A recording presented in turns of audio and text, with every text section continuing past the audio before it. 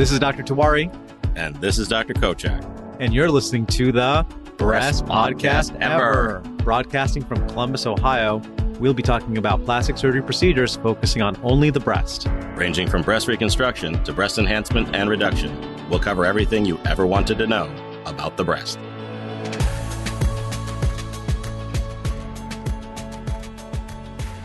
All right. Well, welcome to the Best Podcast Ever. Unfortunately, we don't have Dr. Kocak with us this afternoon, but I'm very, very excited to have Renee Ridgeley with us here. Renee is a longtime breast advocate. She's a breast cancer survivor. Hey, Renee, how's it going? Hi, it's going pretty good. Thank you. I'm really glad to be here. I love the work that the two of you are doing. I've been listening to the podcast. I've actually been following you much longer than that. I think that your video popped up one of my groups that is focused on for women who are going flat, considering flat, or just what I call flat curious. And it popped up a long time ago, maybe a year and a half ago. And so you guys have been on my radar in terms of like progressive doctors supporting all the options for women for a long time now. So I'm really happy to be here. Oh, we appreciate hearing that. We love hearing that. You've got an interesting story. You were kind of giving me snippets about it before we started. Why don't you tell me and our audience what kind of got you to this point?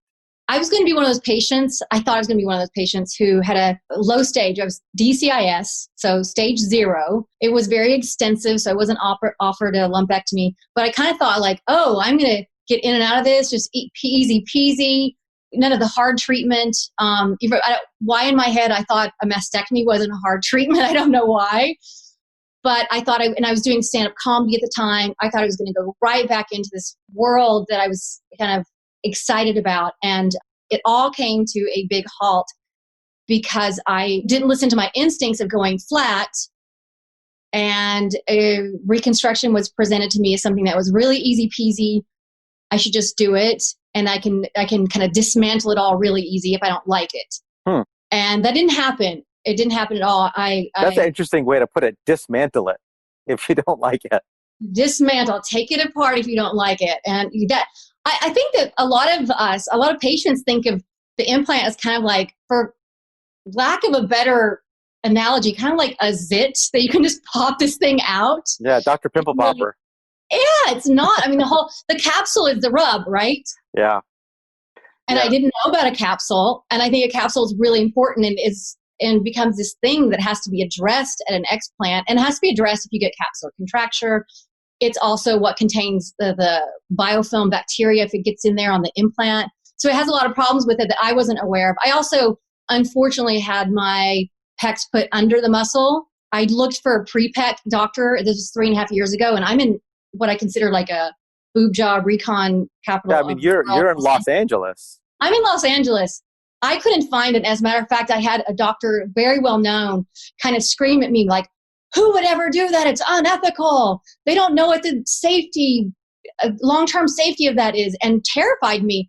3 years later, only 2 years later, a patient that I was helping through a process went to him, and he was like, well, I've never done those pre-pecs before, but if you want to be my first one, I'll do it on you. So the pendulum has swung from pre-pec to submuscular to pre-pec. We stopped doing submuscular probably about 3 to 4 years ago. And I'll be honest, I don't think I've done a submuscular implant reconstruction since then. We don't like implant reconstructions to begin with. We do a lot of D-flap reconstruction, but when we do, it's just the pain profile, which I'm sure for somebody who is active and fit and exercises, I think that's the thing that I really didn't like about implants that were underneath the muscle. It's so disruptive to like your normal anatomy and your muscular strength. It certainly is. I credit my submuscular implants for bilateral frozen shoulder. I had skin necrosis too from the implants because I had direct implants. And it's just been a kind of a cascade of problems with my shoulders and the fact that I can't swim anymore. I don't have that range of motion on my right arm, even though I'm flat now. And it's I want to touch on that because I think it's a really important thing that patients, I think a lot of people are surprised by the functional piece. We think about breast reconstruction. This is true for augmentation as well. Obviously it's the aesthetic piece that brings patients to that decision. But I think the functional piece is something we don't think about a lot. So what did you experience with the implants underneath the muscle? It affected your swimming, it affected your range of motion of your shoulder. Was that something that was right away, something you noticed, or something over time? Well, my pain was pretty intense from the beginning. And I think that is pretty normal with people getting submuscular reconstruction, but it didn't diminish. It really continued. And weeks into it, I was still in intractable pain. And that's when kind of the frozen shoulder started to set in. I also had I had axillary cording, the webbing, Sure. under both arms, even with no lymph node removed under one arm. And the other one had only one lymph node. So I had that. So I had that pain as well that was kind of locking my arms down. But I couldn't drive a car for a year. I couldn't hug my kids without pain. I couldn't carry groceries. To say I was miserable is putting it light. I was in a dark, dark place. And I'm a very active person. I've never kind of been depressed in my life. I've had anxiety. That's my thing. That's my go-to. But I had severe depression, and it You're all a stand-up comic. Your job is to make people feel better. Although a lot of comics come from a dark background. That's true. Mine was very light. I was like, one of my jokes was like, I'm a stay-at-home mom, which is very similar to my last job, stay-at-home actress. Pretty good one. Pretty good joke. That's a good one. I really, it was so dark, and I was so mad that I had this feeling like that my muscles shouldn't have been disrupted. And yet I allowed someone to do that. Full disclosure, my pec muscle was cut laterally, which is what I believe side to side is the kind of standard when you're going to elevate the pecs. But it wound up ripping off the sternum up to my first or second rib. So it was pretty detached and gnarly. I gotta interject here for a second, because that's so commonly what we see for patients if they've had a submuscular reconstruction or even an augmentation. There's always muscle release. It's more extensive with a reconstruction. A lot of times the plastic surgeon will use alloderm or something like that. But that release oftentimes will continue. And it becomes, at some level, more than just the planned surgical release. And that's not something I really understood until I started doing a lot of muscle repair. But it's interesting that you say that, because I do find that. Well, and I'm a kind of amateur seamstress. So I was very aware of, two seams meeting at a perpendicular point is a very weak seam. It's why people's shirts tear under the armpit, or a pair of pants is going to tear in the crotch, right? So I had said to my surgeons, I don't want the anchor incision, because I don't want that weak. And so I knew on the outside what I didn't want, and instead I got the straight across. And then to realize later that I had been, cut laterally, and I guess it's called muscle release off the sternum too, a little bit, was really angered me, because I didn't know that was something that my surgeon might have done. Because I know from just sewing, which is kind of what you guys do, you're like amazing body tailors. It's absolutely what we do. I mean, it's no different, to be honest. That point that you made about the seams coming together, that's always a point of weakness. It is. And then so to have that internally, and I tore immediately after surgery. I think there was a lot of pressure from the direct to implant, because I had my muscle was sitting on top of the implant by the time I had the dressing taken off a couple of days later. It was there, and we didn't know what it was. And I hadn't moved my arms at all. So it's interesting that you say this happens a lot, because I hear often like, well, this doesn't happen to other people. You're the exception. I'm like, I don't think so. I've talked to these women, and I see them, they complain sometimes on Facebook or in a social chat room or something more than they will to their doctors. Yeah. Power of social media. I think people are way more candid about what they've been through than they ever are with us in an office, which is such a, weirdly contrived place to talk to anybody anyway. Right. It's a very awkward environment, and you're trying to get to know someone who's been told they have cancer. Yeah. It's hard to take that person in. I think that's why we were going to talk about shared decision making today. I think it's one of the things really hard there. Surgeons are so well trained, but yet there's this personal component that is in the exam room that's so different from what the training is, and how it's unfair to ask you guys to predict what a patient is like in their home environment, or what their activities are, and try to figure that out in 10, 15 minutes, 30 minutes if it's a long consult. I bet it's a little bit like stand-up comedy. I love stand-up comedy. I've got a lot of favorite stand-up comics, but I would imagine a stand-up comic, you've got to read the room pretty quickly. Yep. You've got to adjust your bit or your conversation to your patients or your audience. And I bet there's a little bit of that goes into surgical consultations that you as a stand-up comic, probably went through. I think a lot of my humor really, like, the word cancer kind of like neutralizes that. Like, I didn't have a lot of humor, and my doctors didn't either.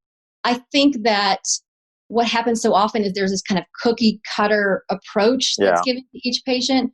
And, one of the things, talking about flat closure, one of the things that comes up often with women whose surgeons aren't on board is that they kind of have this trilogy of reasons why they shouldn't do it. And one of them is, like, it's going to ruin your self-esteem. You're going to be sad. You're going to be angry. Well, if the person was sad or angry before, yes, they're probably going to be afterward. Also, cancer makes you a little sad and angry. Chemo makes you sad and angry. I mean, there's a host of other things other than being breastless to make you sad and angry. So I think that one is, again, it's not like what's causing people to be sad and angry. And also, I'm keep using those adjectives, but I don't see that a lot in the flat community. I think what I see often is people feeling very empowered by having to do something extreme to increase their chance of survival.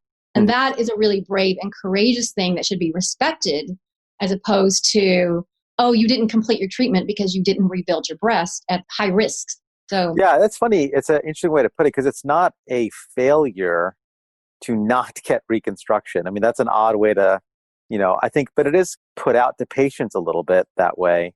So you're in this position where you've had these submuscular implants. They're causing you discomfort. It's a big deal to then think about further surgery. So what kind of pushed you forward? I was terrified to have surgery, and I knew that I, at minimum, had to have a revision surgery. So I think I interviewed, don't laugh, I think I interviewed 12 plastic surgeons. Whoa, that's a lot. I was terrified. As a matter of fact, I flew to San Francisco to meet with a surgeon who specializes in pre-pack. So I knew she had done a lot of repairs. My ears burst on the plane because I had been put in prophylactic hyperbaric oxygen treatment, and my ears had burst 2 days after my mastectomy. And so when I got on the plane, they did it again. So it was like, I was re-traumatized by that. I had to drive home. I couldn't. This is for the mastectomy skin flap necrosis? Yes. My plastic surgeon, just as standard, sent every one of his patients to HBOT after surgery. And I didn't know there were risks with HBOT. And I was on Dilaudid because I was in such pain, and I didn't feel my ears being. So it was. What is going on in California? What is going on? I mean, you kind of like name I was like the canary in the coal mine. I mean, everything that could happen did happen. So what happened was I interviewed a lot of surgeons, and it was during that time actually that surgeons told me, once I got my first second opinion, I knew what had happened. She looked at me and she said, "Can you put your palms together and squeeze them?" Like that old kind of like, how do you increase your pec muscles, ladies? And I squeezed, and she's like, "Oh, your right muscle," which was my non-cancer side. She goes, "Your right pec is torn off the sternum. It's sitting up here on top of your implant." That also was scary that my other surgeons hadn't kind of figured that out because I was in such pain. But that gave me relief. And as I went along, we realized that my skin necrosis was because I didn't have my fat layer left. It had been removed on my prophylactic side. So I started figuring out these pieces, which made me distrust surgery and medicine more. But I did finally find a surgeon who I felt listened to me. And I got to say that one of the things that she said that was really important to me in choosing her was that my mastectomy surgeon, when I was in such pain, had said, "Well, I just think you need to rip this out and redissect everything all the way back to your latissimus dorsi and go flat." And when I met this new plastic surgeon, she said, "Oh my gosh, don't do that." She goes, "You can't, you're so inflamed right now. And the reason why," and she goes, "it's just going to grow back, all that scar tissue. And the reason why I know is because I did that on someone before." And so she was opening up, she was being honest about her own mistake that she had made, but she learned from it and knew, like, you've got to let that inflammation calm down. So I think that her being so honest about being a human and making mistakes was part of why I chose her. Then what happened, so I had the first surgery to put the pec muscle back down and I had the textured implants, which were linked to the lymphoma. Yeah. And I didn't want those anymore. So she put the muscle back down and put a smooth on top. And the reason why I chose not to go flat at that time was because I had severe pain on my prophylactic side. We weren't sure if that was, it was right at my kind of where my cleavage was. And so fabric was being held up by my implants. and not touching my skin, because the slightest touch on that skin was so painful. Mm-hmm. I thought, oh my gosh, if I go flat, my fabric's going to be laying on that area and hurt me all the time, as opposed to being held up. So I got to say, having the implants move from submuscular to pre-pack was a vast improvement in my range of motion and my pain. It didn't cure everything, but it was greatly improved. Then what happened after that was what had started right after my surgery, which was just allergies and sneezing and needing Claritin 24/7, and then getting weird rashes, then turned into pityriasis rosea, shingles, a 3-month fever, low-grade fever that wouldn't go away. And then I was just like, you know what? I think it's these implants. And how long after the implant placement did you start having some of those other issues? I started having allergies within 2 or 3 months. But people can live on Claritin. I was fine on that. I didn't put it together as like my implant. And then I started having rashes. I still didn't put it together. And then I would say about 1.5 years, 2 years later was when I really had the kind of autoimmune stuff that was undeniable, like shingles, like pityriasis rosea. I had Campylobacter from eating the same meal everybody else did. And I had to be on antibiotics twice for that. I was just really ill and in bed all the time. And then I emailed my surgeon, and of course she's my plastic surgeon. I wasn't going to her for all these illnesses. Sure. But in a big email I composed her, I let her know, like kind of bullet pointed, this is my diagnosis. This is my diagnosis. She called me the next morning. She got it at night. She called me the next morning. She's like, talk to me. And she's like, this breast implant illness is a real thing. I've removed 2 or 3 in the last few months. Both these women had bacteria growing on the implant. And she goes, I'm not going to guarantee you that it's going to take all of your symptoms away, but I believe in it. If you want them out, let's do it. When do you want it? I said, next week. She said, done. Yeah, that's interesting, because we've looked at our data here and we find that about 25% of our capsules have some kind of low-grade bacterial contamination. And it's not something that we've published yet, but that's what we found. And, I think it's hard to say, is that the reason people have these types of symptoms, or is it just sort of a finding? What's the significance of that finding? But it's funny that your plastic surgeon said that also. Who's your plastic surgeon up in San Francisco? Let's give her a shout out. She's not in San Francisco. That was the person I met with. Oh, okay. My plastic surgeon that did my revision and then took me flat with this beautiful incision is Lisa Casselif in Beverly Hills. All right. Good job, Dr. Casselif. Yeah, she's pretty phenomenal. And she works with the mastectomy surgeon that kind of pioneered the Goldilocks mastectomy. Sure. So they're trying to do a lot of this kind of adjacent tissue flap reconstruction, Goldilocks swim, call it what you want it. They're trying to do a lot of this stuff that really is a flat with maybe convex instead of concave of silhouette. And I think to me, that's really forward thinking, to think about something in between a full reconstruction and flat that might leave someone feeling, especially someone kind of bony and skinny, feeling like, whoa, this isn't even smooth. I thought I was going to get, adolescent body here, not, concave. So right. I hope that there's a future in that as well. Yeah, I think the Goldilocks procedure, which, for people who don't know what that is, it's essentially a tissue rearrangement, like you were saying, utilizing the similar incision pattern that we do for breast reduction. So you're kind of coning the skin. It's almost like an auto augmentation, we'll call it. You're sort of using the skin to augment chest wall contour. So it's certainly a much more limited surgery than an implant reconstruction, not a full breast reconstruction like a deep flap or something like that, some kind of autologous tissue transfer. And it really is a nice option for the right patient, I think. I think so too. I think I've seen a lot of patients, especially women who are heavier with high BMI. Absolutely, yeah. Really nice results out of that. And at that point, you're looking at having an inframammary fold. A bra will fit on you and stay on you, and then you can have padding and get to a bigger size if you want that way. I think it's another important option that women hopefully will have on the table for them when they have a mastectomy. Do you know, did your capsules, did they have any bacterial contamination when you went through the capsulectomy and flat closure? They did. I had Propinium bacterium. Yeah, that's the common one. So, that's the one that we find in contaminated hip and knee implants. It's sort of the most common bacteria that we see also in our capsule specimens. Yeah, it seemed like it was something that kind of lives on the outside of your body and doesn't cause you a lot of harm. But if it gets inside, it can set off your immune system. When people ask why take out the entire capsule, that's one of my reasons. Because if you don't know which 25% of people are going to have this bacterial contamination of the capsules, it makes sense to remove it on all your patients. I think it also makes sense because you then have these raw surfaces of tissue that eventually heal together, and you reduce your chance for a seroma or problems like that. But so you made a decision. I think these implants are causing me problems. And take us through that next step, which is there's a lot of PTSD at this point, getting your eardrums ruptured, going through mastectomy skin flap healing, having now 2 implant-based surgeries, to then go for a third time's the charm. That's got to be a very difficult decision. It was incredibly difficult, especially not every time you go into surgery, that you're assuming risk and kind of not knowing that you can't always predict the outcome will be.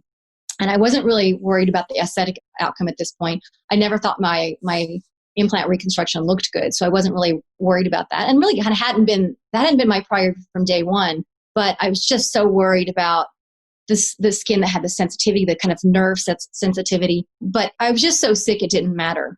It didn't matter to me. I was so miserable. Sounds like an awful way to go into surgery. Actually, when I went to the consult, she took a look at my chest with the pityriasis rosea that I had. Mm-hmm. She's like, "Oh, that is some serious rash. Can we wait till this calms down?" So we had to wait a bit. But I went into surgery and it was pretty extensive. It was 4.5 hours because she did it on block. Mm-hmm. So I wanted not just the capsule removed, but I wanted it taken out in one piece so that if there was any bacteria inside, and I knew now that my body was kind of sensitive to inflammation and this immune response, I wanted it all gone. So it was 4.5 hours and I woke up, and I love telling this story. I'd ask her for no drains, which she accommodated me because she felt like it was safe. And I wasn't wrapped at this point. And my husband comes into the recovery room, and it was at a small surgical center. And I kind of looked at it, and he's like, "Wow, that looks crazy." And I loved that he did that. It was so honest, and there was nothing repulsive about it. There was nothing gross. The idea, we've already had thrown beauty out the door because my implants had looked so gross. It was about, being nippleless looks crazy, first of all. It's like, it looks alien, male or female. It looks kind of weird. And so you get used to that. But it's been this wonderful thing for us in terms of a couple of that we can be honest about it. And, we hug now, and we always get in each other's ear, and we're like chest to chest, chest to chest, and it just feels really good. Look, nothing looks as good as healthy feels. Nothing.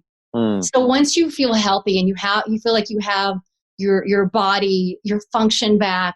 I love that quote. Yeah, that's my thing. Nothing looks as good as healthy feels. I know some of the people in flat closure are in that movement, kind of identify with beauty in a way that I hope is bigger than just like the torso shot. It's about the beauty of being a woman and being empowered and surviving cancer. But I don't like to put implant reconstruction, flat reconstruction. I don't like to put any of it in terms of beauty because it's so subjective. Yeah, I always tell patients, my job as a surgeon is not to tell you what the right answer is.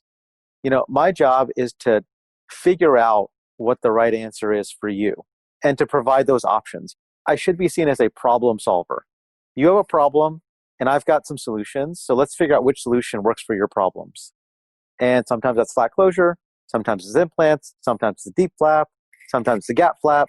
There's just no right answer. The right answer is, what do you need to get back to life as quickly as possible, feeling good and healthy? Yeah. It's a really complicated assessment. I'm sure it is for both the patient and the surgeon. And there's such a high rate of dissatisfaction among post-mastectomy reconstruction patients. I know reconstruction patients are over 50%, I believe, are dissatisfied. Now that there's still a lot that are happy, but then, and I don't think they've done that with flat yet, although I know Dr. Deanna Atai was doing a survey on that. So I'm not sure if that's out yet. Tell us why that is in your work with shared decision-making. Why do you think there is this high dissatisfaction rate? I think there's a couple reasons. I think the first one is that women aren't able to parse out in the beginning what is my essential cancer treatment and what's my elective treatment. And so they get kind of jumbled together and they're making these life-saving decisions. At the same time, they're making decisions about how large they want their breast mound to be, or do they want to keep their nipple or not. And so they kind of get jumbled up. You guys did a podcast on delayed reconstruction for deep that I thought was just amazing and really wonderful. Oh, thanks. The idea of taking time for these decisions. I think that was with Dr. Patel. in at Fox Chase in Philadelphia. That one, but I also like the one that just you, Dr. Kocak, did before that. Oh, okay, right. And that, you had a lower risk of seroma, a lower risk of needing a blood transfusion, even though it's low anyway. You thought that it was higher rate of one surgery versus two, for fixing the stage 2 of the flap or whatever. I think those kind of get jumbled together. And one thing I found, I was telling you guys that I kind of run these Zoom rooms right now for women who've been diagnosed during COVID, and they're going flat either by their own personal choice or due to the guidelines set in place at their hospitals. And I have been so surprised. There are several women in the group who want to have reconstruction later. Some of them came in very specifically, very disappointed that they couldn't have reconstruction. But the longer they've been in this group and talking to each other, I see that most women are kind of empowered by separating these two, essential, elective, and being forced to separate them in the case of these women who wanted reconstruction, and they're now flat or flat on one side, and they thought we were very honest and candid and don't judge anybody. And she said, I thought I would be deformed. I thought I would hate it. And she was like, I'm not deformed, and I don't dislike it. And so I think that's really wonderful. And for me, it helps me look at like her, and she's going to have DEEP later. She will have a DEEP surgery. And I think that is one way that women could maybe have a better satisfaction if they have more time. Yeah. They're also putting DCIS patients on neoendocrine therapy. So, because DCIS, like myself, we don't often have the option of lumpectomy.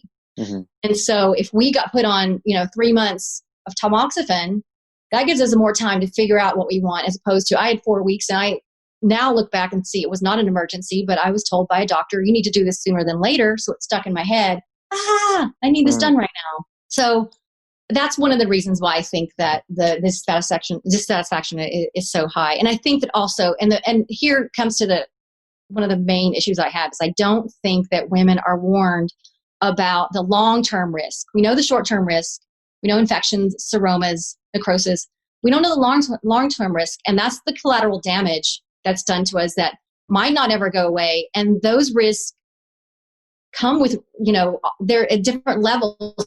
They come with reconstruction, and not everyone's going to experience them, but I think they need to be addressed, because what happens is women that have those long-term complications are then angry at the choice they made and wondering why they weren't told about it.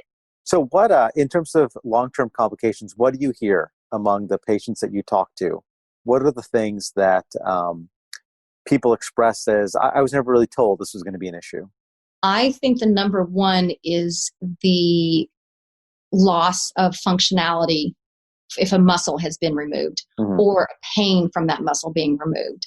So I think, often reconstruction gets assigned into these categories of implant or autologous flap, where I think you really got to parse that out also and go, who's using muscle or lifting muscle, or using, tram versus a DEEP, and look at those patients. So I think I've had many women that I've talked to thought that they were having, quote, the tummy tuck reconstruction, and they had tram, and they have abdominal muscle weakness.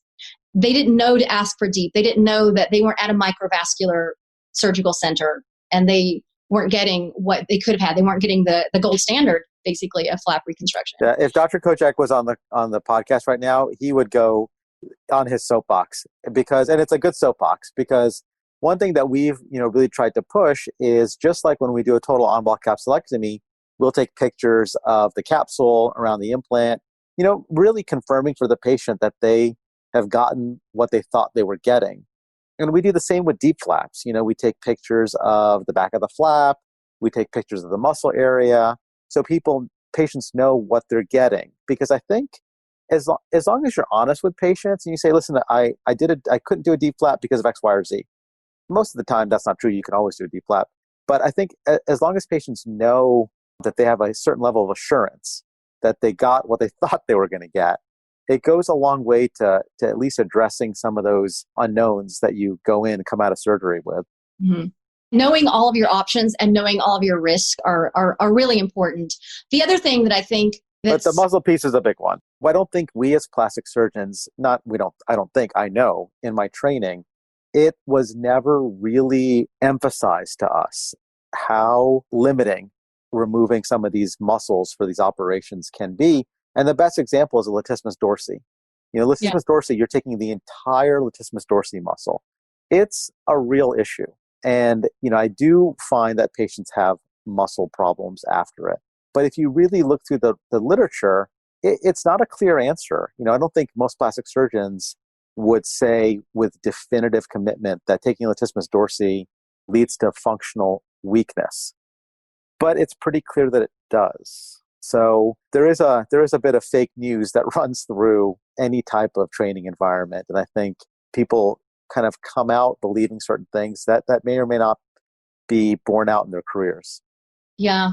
I often wonder, is this like blinders that the industry, the plastic surgery industry doesn't want to see that women are unable to swim, unable to play tennis, unable to do, or have discomfort, at least I know somebody with a lat flap who, she likes the way she looks. She thinks it looks okay, but she says every day at 5 p.m. she's got to take an Advil or an Aleve or something because her back is just in pain. Like that. That's not, she shouldn't have, I don't think if she could go back in time, would she choose that flat? Probably not. Mm-hmm. Probably not. So, and the other thing that I think why it's so high, the dissatisfaction rate is I don't think that implant safety is being discussed with women on the level that it should be discussed. And I think that you guys know that I am part of the working group at the National Center for Health Research. We are petitioning the FDA to present standard safety guidelines that all women, all men, whoever's getting breast implant, trans patients, that they would have this information before their surgery. And because I even ask, are these implants safe for me, to both of my surgeons? Yep, totally safe. It wasn't safe for me. Plenty of women are fine with it. They have them forever, for lifetime, but not for me, it wasn't. And so I think that that's another issue with the breast implant illness, women getting sick and not realizing or not having been told that was a possibility. So tell us what that's like, this interface with the FDA on these issues. Frustrating, in a word. I was just on a call last week, and there were probably about 20, 25 agencies and patient advocates, and they were asking us to help Allergan disseminate the information that these textured implants have been recalled, because they have over 52,000 implants out there that they don't know how to contact the women. And I find that very disturbing. I mean, first I want to say to Allergan, buy an ad. It's easy to get that information out there if you really want to. Put your money out there on a TV ad. But I want to have hope. I mean, they did present a really interesting and long, thoughtful paper that's sitting there on the FDA website, and that's where it is. It sits on the FDA website right now.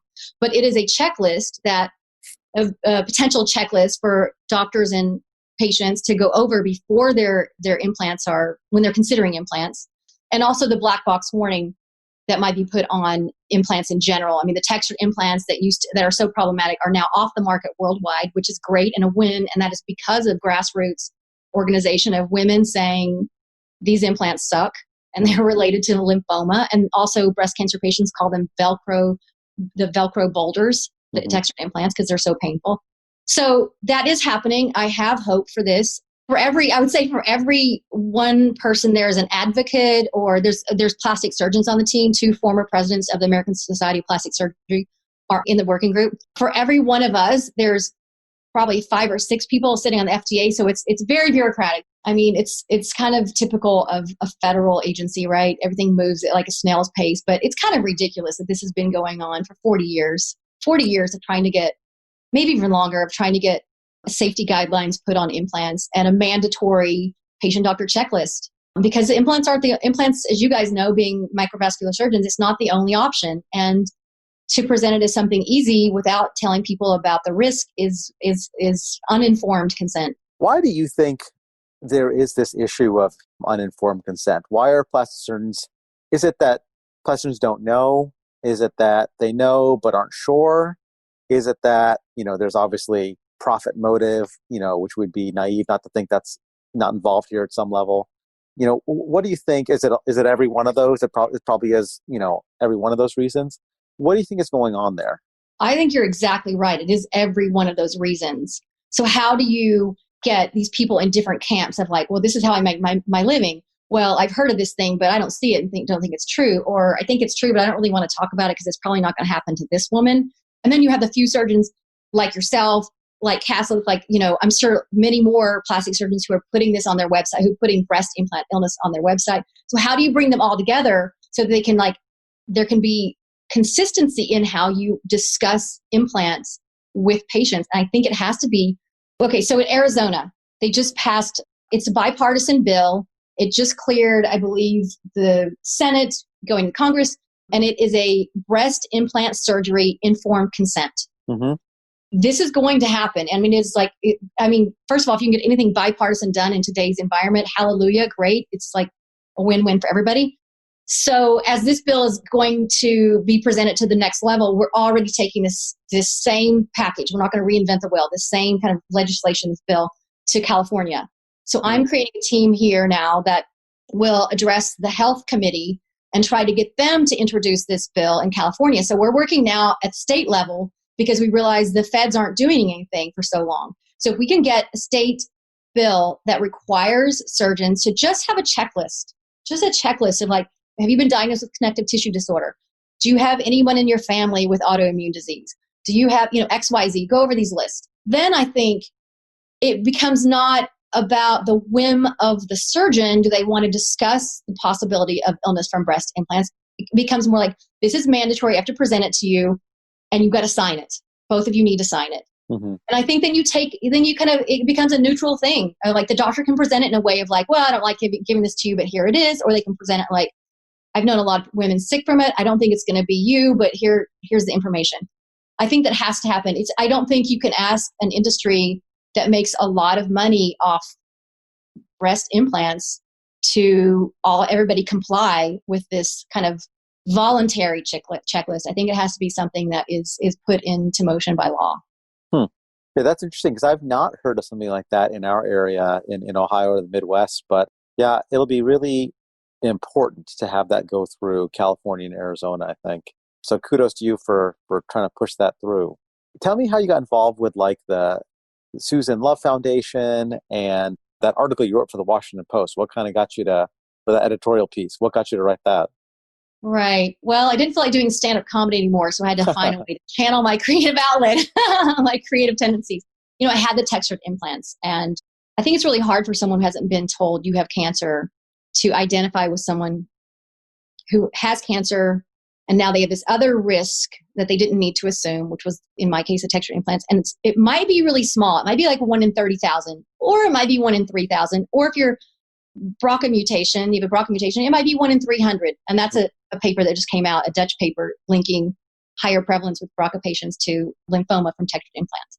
So it's hard for them to kind of get in there and say, and kind of recognize the kind of PTSD that we have. But I don't want to assume any other cancer now that I didn't think I was going to get breast cancer.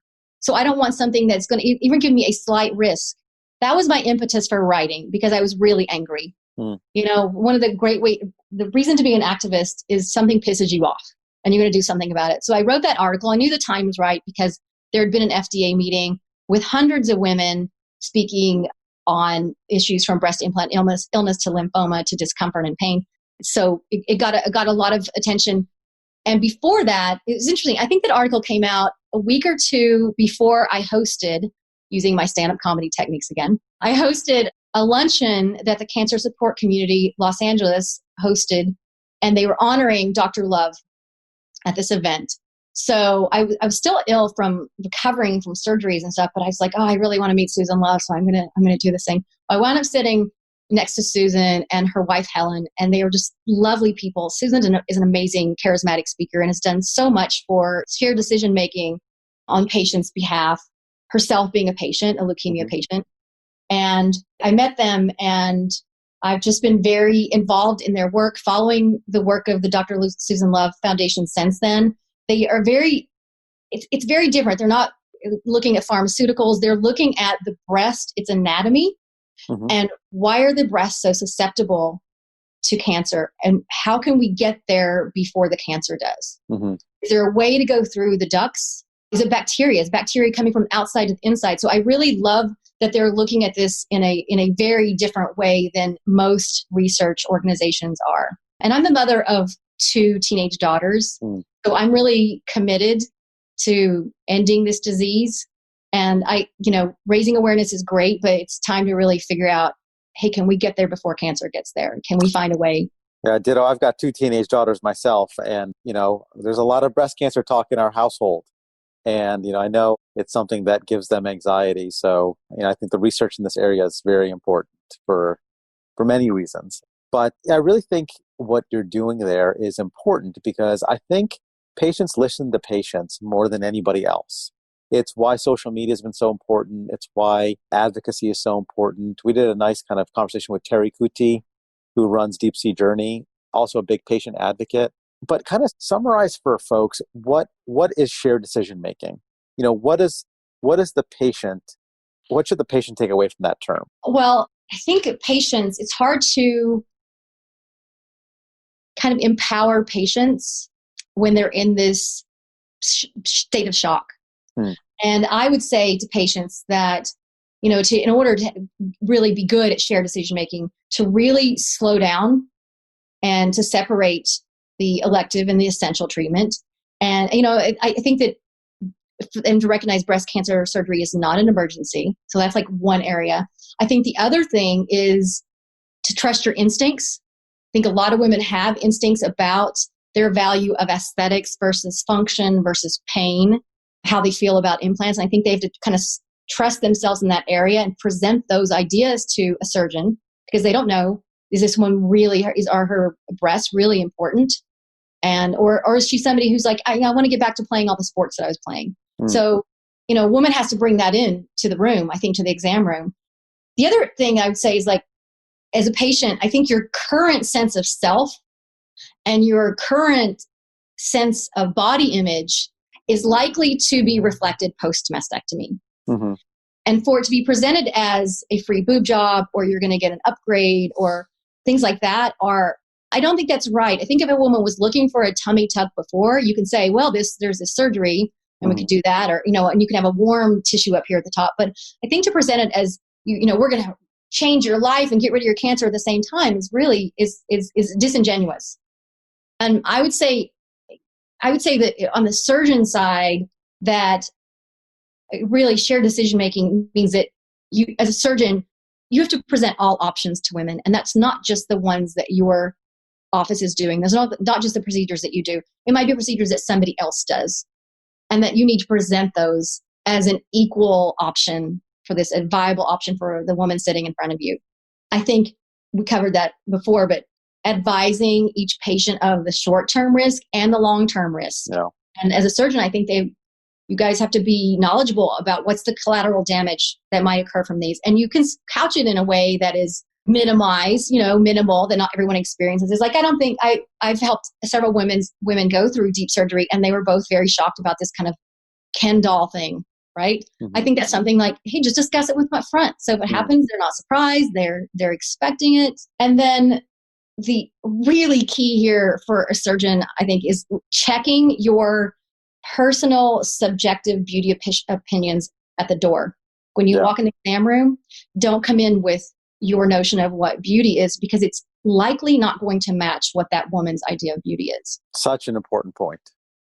That really is a really very important point. I mean, Renee, this has been awesome. We're just about to hit the 1 hour mark. I do have to ask you one more question. Yeah. I'd love to hear your top 3 stand-up comics, and I'll give you mine. Oh, that's a good one. Okay. Number 1, Wanda Sykes. Classic. Yeah. Classic. And a breast cancer survivor. Yes. Yeah. We saw her when she was in Columbus, probably about 3-4 years ago at this point. Hilarious. Who else do I love seeing? Okay. I'm going to plug my friend. She's in LA. She's at a regular comedy store, but Jody Miller is great. I'm going to look her up. I don't know her. Jody Miller. She's wonderful. And, Bill Burr. Oh, Bill Burr, he's amazing. He's in my top 3. Yeah. I'm going to say my top 3. I'm going to do my top 3 and then I'll do an honorable mention list. Bill Burr, definitely in the top 3. I opened for him once, by the way. What? Did you meet him? Yes. What was he like as like a normal human? Probably the same as he is on stand-up. Oh, I didn't have a conversation with him. I just, when you're in the lineup, you go do your 5'10", and then you're off, and then Bill's on. But he was, he's great. His Philadelphia rant, where he ranted at the audience for about an hour, is probably one of the funniest things I've ever heard in my life. He goes after the audience. He is ruthless. I love it. Bill Burr, definitely. Big fan. Patrice O'Neill, rest in peace, Patrice O'Neill, comedy god. And I think rounding out my top three is probably going to be, classic Chris Rock. Yeah. Honorable mention, Whitney Cummings, I think is hilarious. She is. And I'm going to plug two up-and-coming Indian guys, Nimesh Patel and Akash Singh, hilarious people. If anyone's listening interested, check them out. I'm going to look both of them up. Renee, thank you so much for being on the Breast Podcast Ever. Let people know, where can they find you? They can find me on Instagram at less-than-2breast. It's my advocacy platform that is a gallery of one-breasted women in bios and photos in their own words. And that's where I am. Sounds good. Everybody, thank you for tuning in. And check out the podcast when we release it. Renee, great to talk to you, and have a great day. You too. Thanks so much. Thanks for listening. We hope you found this episode helpful. Want more info? Connect with us at mwbreast.com. And go behind the scenes with us on Instagram at mwbreast. Thanks for tuning in. And join us next week.